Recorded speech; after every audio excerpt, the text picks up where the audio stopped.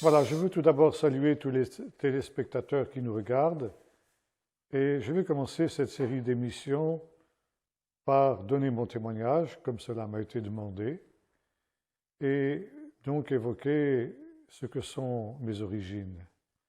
J'ai eu le privilège de naître dans une famille chrétienne, ce qui est toujours un privilège, mais j'ai un autre privilège aussi, c'est que cette famille qui a été la mienne remonte, disons, à une très haute antiquité, puisque dans les archives de la deuxième église réformée de France, qui a été fondée après le départ de Calvin, après le passage de Calvin en Poitou, dans la ville de Saint-Mexant, on a trouvé dans les archives de cette église réformée de Saint-Mexant la trace d'une demoiselle Guillemette Aumônier, qui était le nom de ma grand-mère, qui avait épousé, donc à la deuxième génération, un certain Daniel dont j'ai oublié le nom.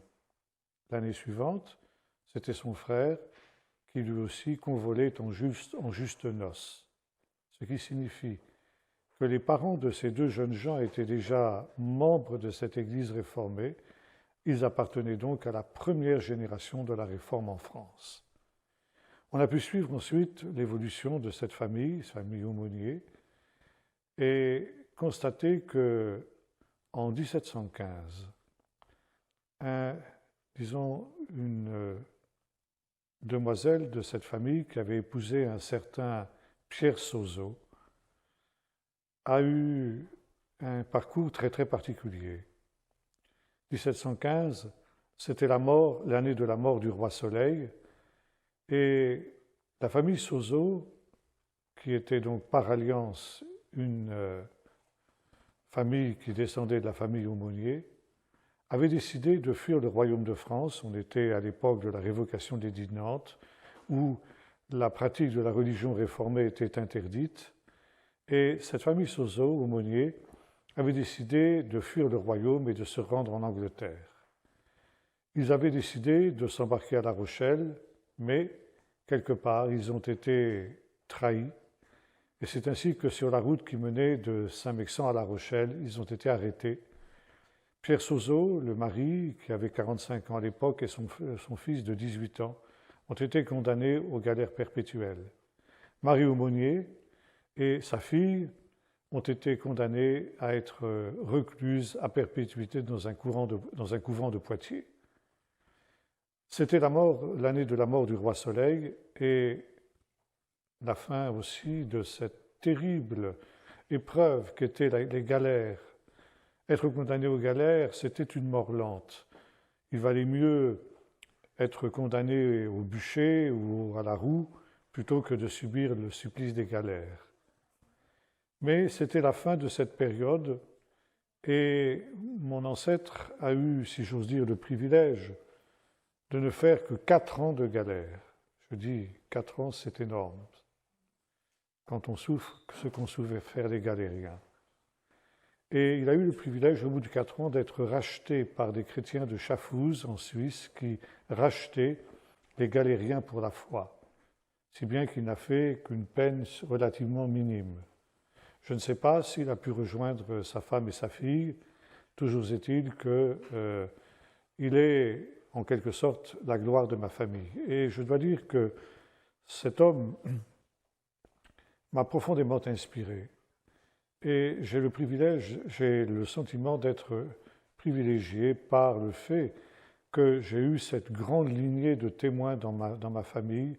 Et souvent, quand j'ai connu des moments difficiles, j'ai souvent pensé aux terribles épreuves qu'avait subies cet homme et le témoignage qu'il avait donné à Jésus-Christ malgré les épreuves et les difficultés qu'il avait connues.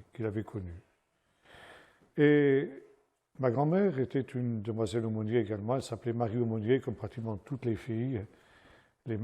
Tous les garçons s'appelaient Pierre et toutes les dames s'appelaient Marie. Ma grand-mère n'a pas échappé non plus à cette règle, et mon père s'appelait Pierre également. J'ai un fils qui s'appelle Pierre David, on a voulu perpétrer la lignée aussi en lui donnant le nom de Pierre David. Et c'est ainsi que j'ai grandi dans une famille qui était dans le Poitou, membre d'une petite église réformée du Poitou protestant, une petite ville de 2000 habitants où mon père était médecin. Et très tôt dans ma jeunesse, j'ai entendu parler de l'Évangile, j'ai été éduqué à l'école du dimanche. Dès l'âge de 4 ans, je me souviens encore à 4 ans d'avoir reçu mon premier Nouveau Testament. Je ne savais pas encore lire. J'étais tout fier d'être revenu de l'école du dimanche avec ce Nouveau Testament. Et c'est ainsi que j'ai appris dans l'Église réformée à connaître l'Évangile. C'était encore l'époque où, juste dans les années d'après-guerre, l'Église réformée était encore solidement fondée sur l'Évangile.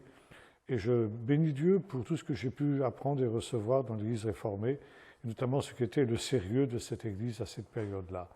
J'ai eu le privilège d'avoir un pasteur qui était un homme que je considère comme ayant été un homme de Dieu, sa femme l'était également. J'ai pu avoir dans cette Église, depuis l'âge de 4 ans jusqu'à l'âge de, disons, 12 ans à peu près, où je me suis rendu à Poitiers.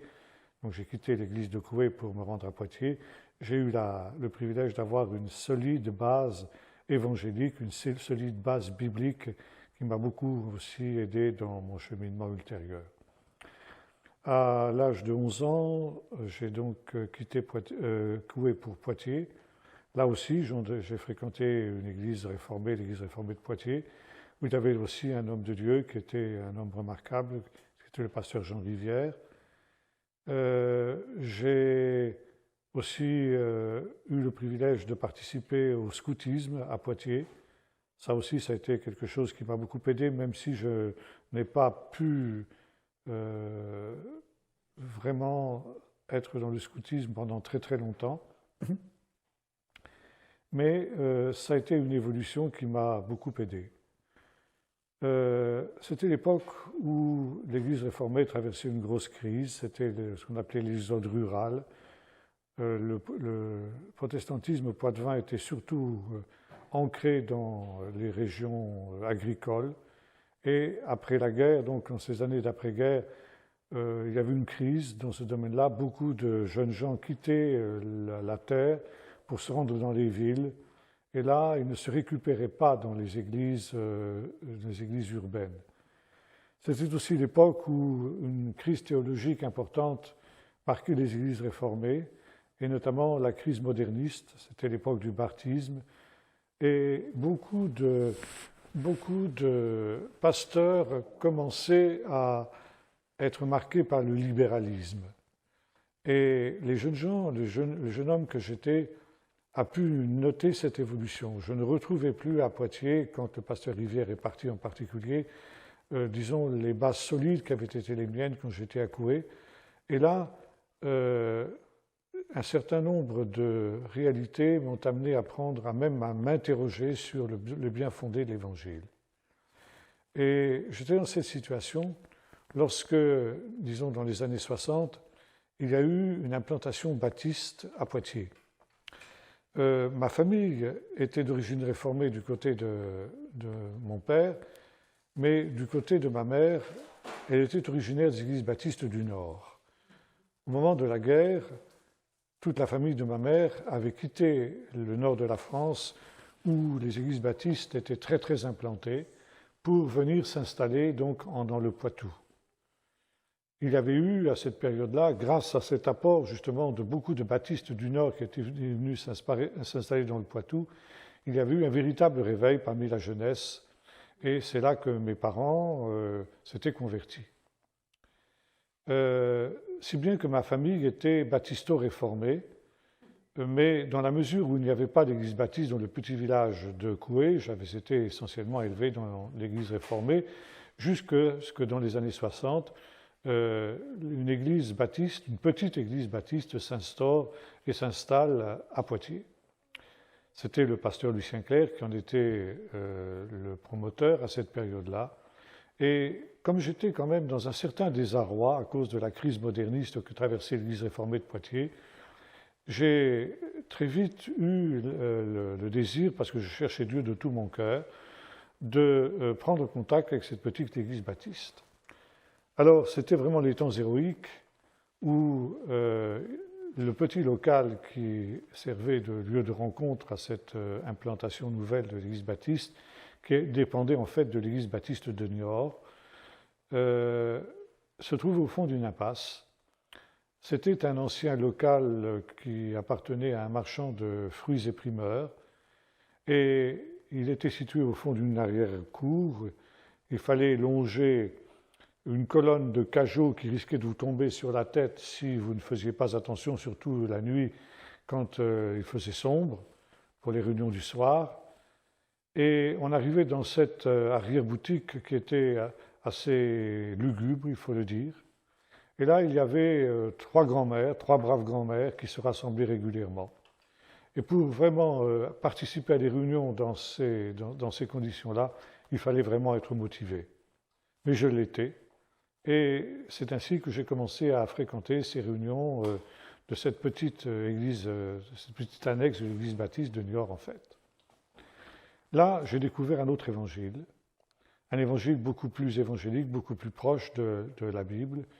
Et même si, pour un jeune homme de mon âge, ça n'était pas a priori très enthousiasmant de se retrouver avec ces 3-4 grands-mères qui se rassemblaient régulièrement là-dedans, il n'y avait pratiquement personne d'autre qui venait, malgré la persévérance du pasteur qui, de semaine en semaine, venait refaire ses réunions. Eh bien, j'ai connu un cheminement qui m'a conduit à la conversion. Ça veut dire la découverte de Jésus-Christ, Seigneur et Sauveur, et j'ai pu faire une expérience de nouvelle naissance, chose qui ne m'était pas enseignée dans l'Église réformée que je fréquentais. Et c'est en 1962 que je me suis converti. C'était l'époque où je continuais à suivre les réunions de l'Église réformée et je suivais aussi les réunions à l'Église baptiste. L'Église réformée, c'était le groupe de jeunes. J'avais cessé de fréquenter le scoutisme parce que j'avais dépassé l'âge. Et il y avait le groupe de jeunes de l'Église réformée qu'on appelait la Fédé lycéenne, puis ensuite la Fédé étudiante. Et là, évidemment, je retrouvais des jeunes de mon âge, ce qui était un peu plus, disons, enthousiasmant pour un jeune plutôt que de rencontrer ces 3-4 grands-mères qui se rassemblaient rue de la Régraterie.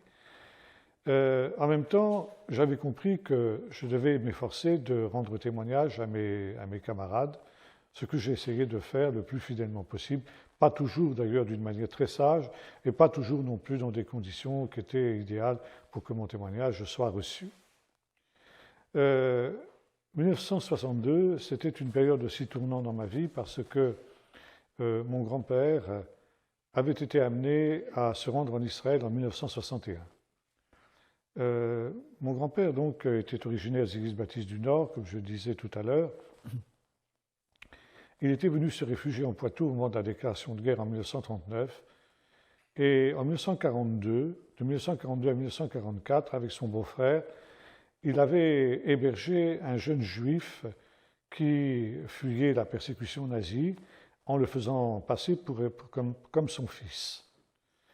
Grâce au ciel, ce jeune homme a été gardé et en 1944, au moment de la libération, il a pu rejoindre ses parents à Paris. Mon grand-père et son beau-frère ont pu le remettre en main propre aux parents qui, eux aussi, miraculeusement, avaient survécu à la déportation. Est-ce cette expérience qui a amené mon grand-père à s'intéresser à la question d'Israël? Toujours est-il qu'en 1961, à une époque où c'était peu fréquent, il a été amené à se rendre en Israël. Et là, quand il est rentré de ce voyage, il a été absolument enthousiasmé par ce qu'il avait vu. Et là, eh bien, il a commencé à faire des conférences un peu partout. On l'a invité à... Il avait fait un film, il avait tourné un film aussi sur son voyage. Et il a été amené à passer ce film dans différents endroits où on l'invitait, aussi bien dans les églises baptistes que dans les églises réformées. J'étais un peu son opérateur cinématographique, c'est moi qui projetais le film, si bien que j'ai appris à connaître ses conférences à peu près par cœur. Et soudain, le désir est né en moi de me rendre aussi sur les traces de mon grand-père, de connaître ce pays d'Israël. Et lorsque, un an plus tard, je me suis converti, ce désir est devenu encore beaucoup plus grand.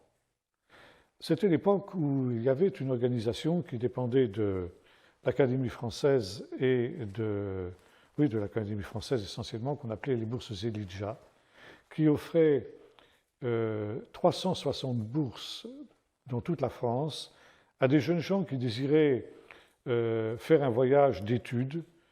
Et on devait pour cela présenter un projet qui était ensuite examiné par des membres de l'Académie française. Et sur toute la France, 360 jeunes gens étaient sélectionnés pour faire un voyage de leur choix, pour faire un rapport sur un sujet de leur choix. Alors j'ai décidé de tenter ma chance dans ce concours des bourses Elijah. Et j'ai présenté un projet sur l'immigration en Israël. L'immigration, pourquoi l'immigration? Parce que pour moi, c'était l'accomplissement des prophéties. Le peuple d'Israël était rassemblé dans son pays, de différents endroits du monde entier. Et c'était notamment l'époque où il y avait une immigration en provenance du Maroc. On était en plein dans les événements d'Afrique du Nord, les événements dramatiques, la fin de la guerre d'Algérie, et beaucoup de Juifs quittaient le Maghreb pour se rendre dans le pays d'Israël. C'était aussi l'époque où venaient beaucoup de Juifs originaires de pays de l'Est, la Roumanie, la Pologne en particulier. Et donc j'ai présenté un projet d'étude sur cette question de l'immigration en Israël, qui pour moi était le rassemblement des exilés et par conséquent l'accomplissement des prophéties. J'ai eu le privilège de voir mon projet, c'était un projet retenu par la Fondation des Bourses Elijah. Et c'est ainsi qu'après avoir vécu de véritables miracles pour trouver une place sur un bateau, parce que la règle des Bourses Elijah, c'était de ne partir qu'avec un budget extrêmement restreint. À l'époque, ça représentait 360 nouveaux francs. Je ne sais pas à quoi ça correspondrait aujourd'hui, mais c'était en tout cas quelque chose de très, très minime. Et on n'avait pas le droit d'emporter davantage d'argent.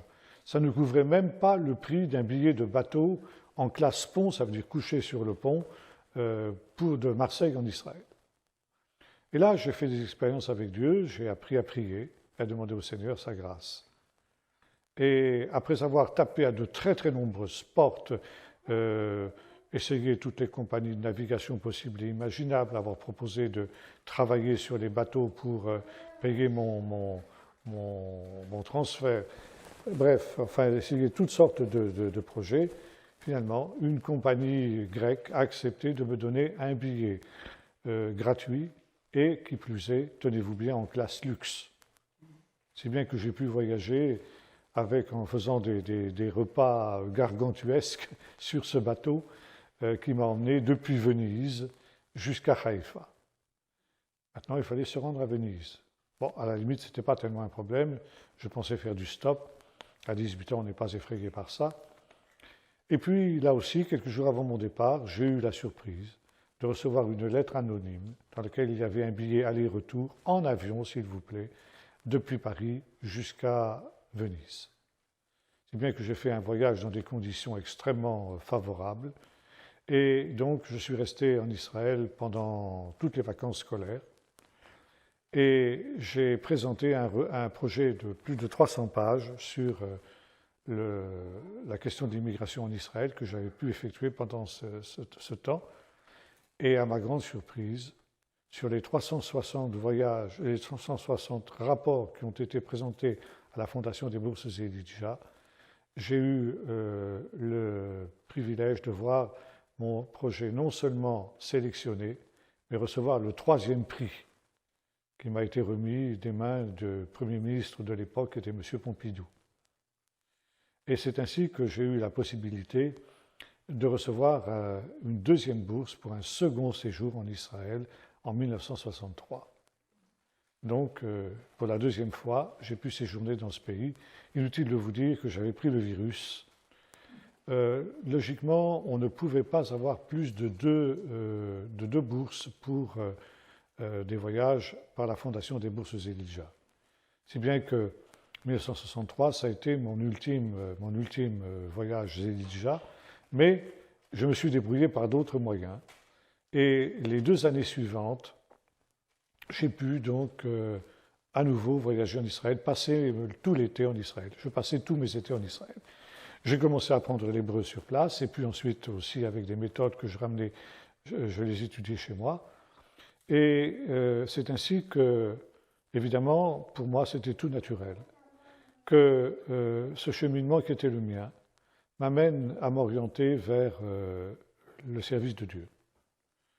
Et donc, lorsque j'ai obtenu mon deuxième baccalauréat, je me suis inscrit à la faculté de théologie de Paris, dans le but d'entreprendre un cycle d'études théologiques de 4 ans.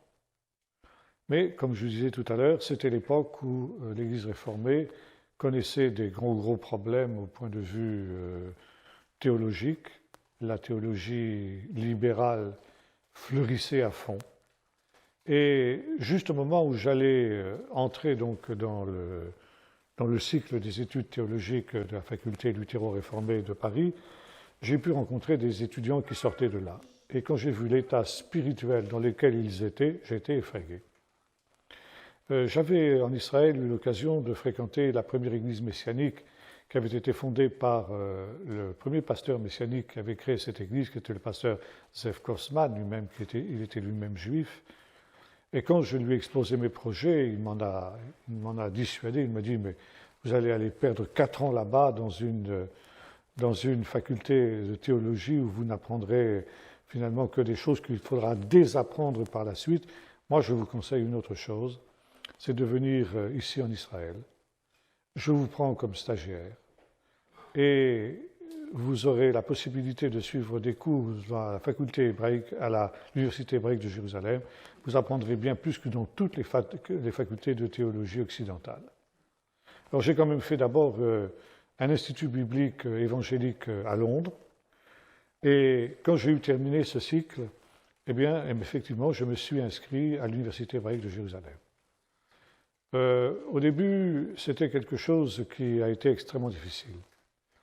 Je parlais l'hébreu, pensais-je, couramment, c'est-à-dire que quand j'ai eu l'impression que je comprenais tout ce qui se disait dans la prédication de l'assemblée messianique que je fréquentais, je me suis dit, bon, ça va, je suis bon.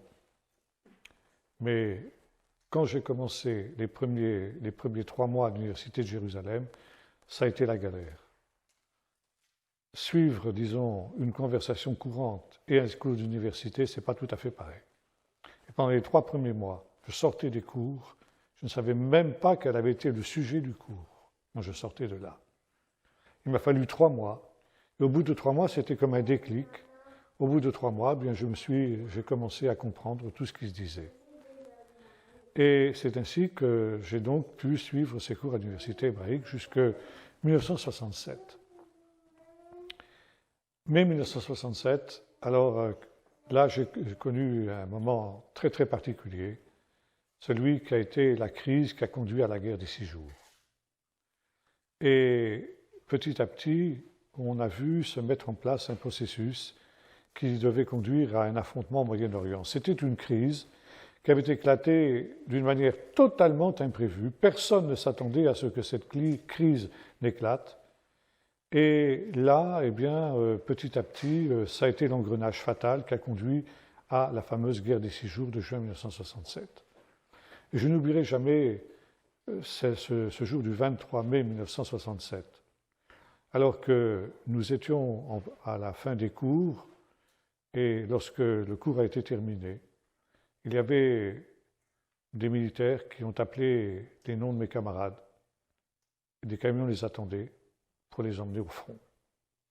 N'étant pas juif, n'étant pas israélien, j'étais un des rares à ne pas être mobilisé. C'était la mobilisation générale qui commençait. Je n'ai pas voulu être en reste.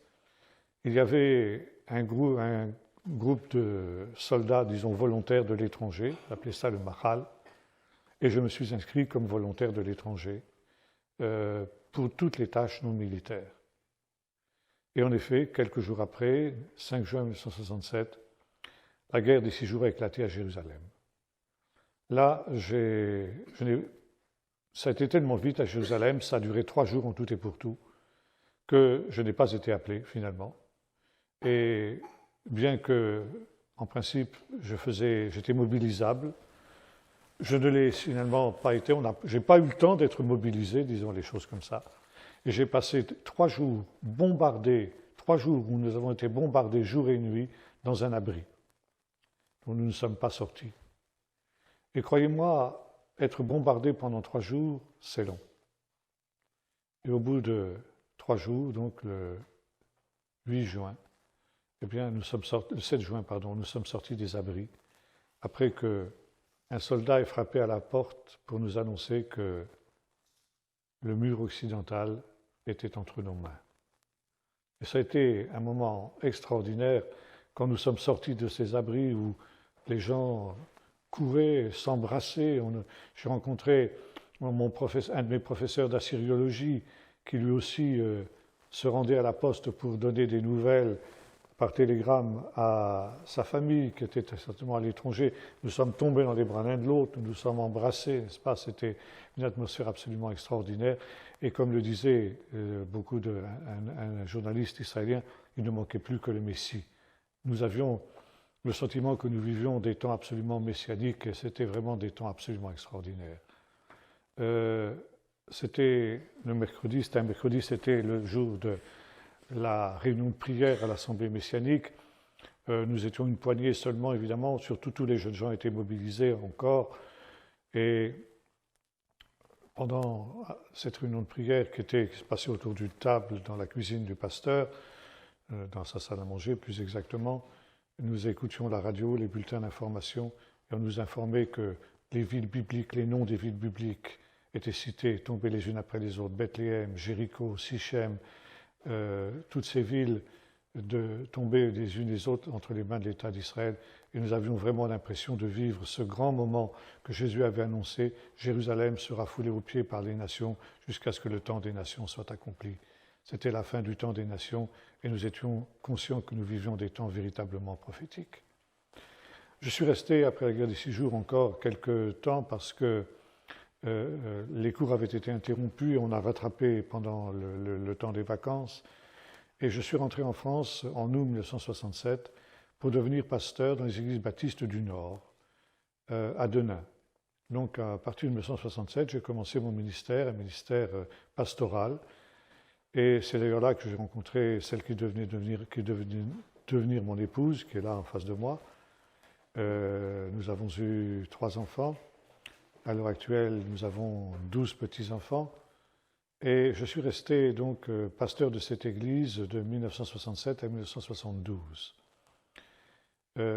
J'avais le sentiment que j'avais un ministère beaucoup plus d'enseignants que de pasteurs. Et en 1972, j'ai quitté cette église de Denain, église baptiste, pour me rendre en Bretagne, à Vannes, et pour y travailler aussi dans un centre de formation biblique. J'étais à la fois pasteur d'une petite église que j'ai pu développer pendant des années. Au départ, il y avait une vingtaine de personnes, et quand je l'ai quitté, il y avait une centaine de personnes. Nous avons pu construire donc une nouvelle église. Nous rassemblions quand je suis arrivé dans un petit garage.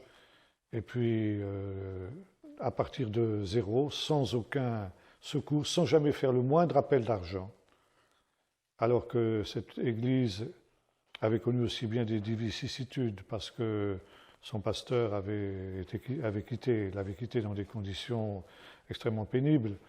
J'avais dû la reprendre pratiquement à zéro, beaucoup de gens étaient partis, etc. Ça a été très difficile les premières années. Par la grâce de Dieu, nous avons gagné des âmes, et notamment beaucoup de jeunes qui se sont convertis. Et par l'intermédiaire des jeunes, nous avons recréé une église pratiquement qui était entièrement nouvelle.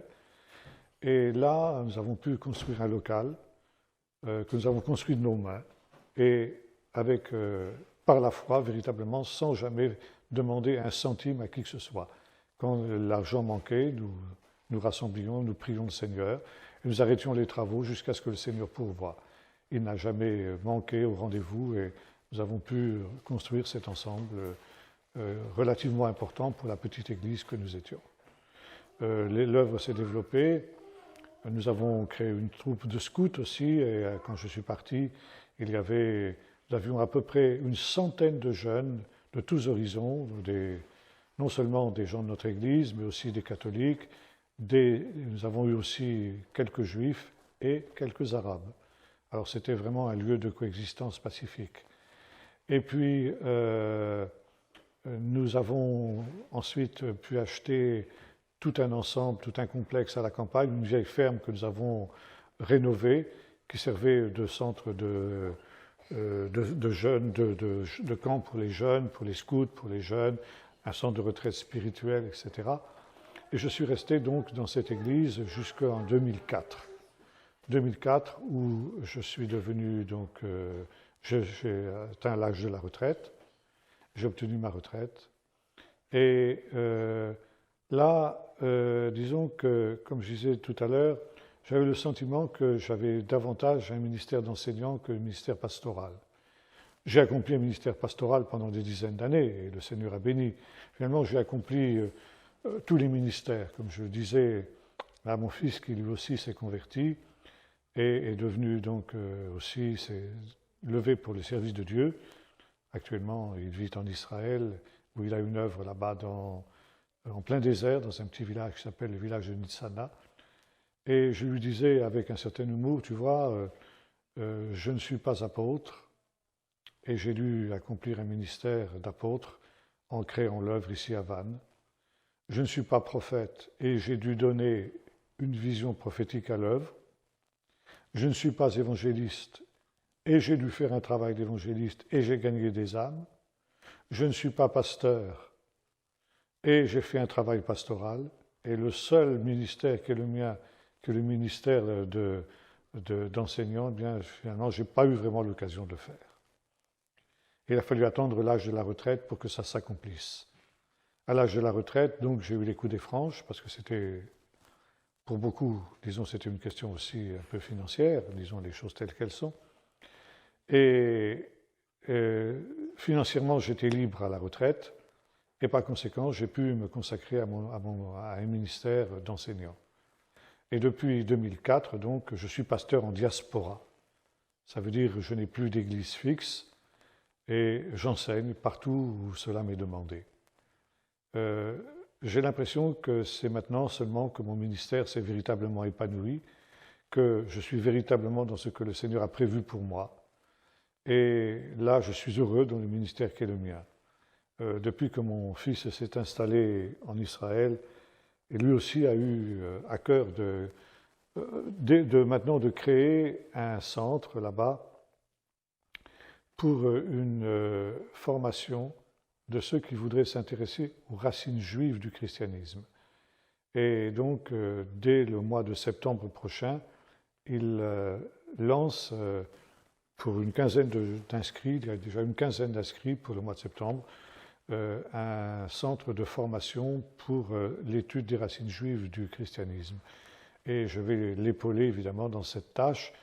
Ce sera maintenant, je pense que je vais me centrer essentiellement sur ce ministère-là. Ça va être l'essentiel de mon ministère, jusqu'à ce que, aussi longtemps que le Seigneur me donnera la force de le faire.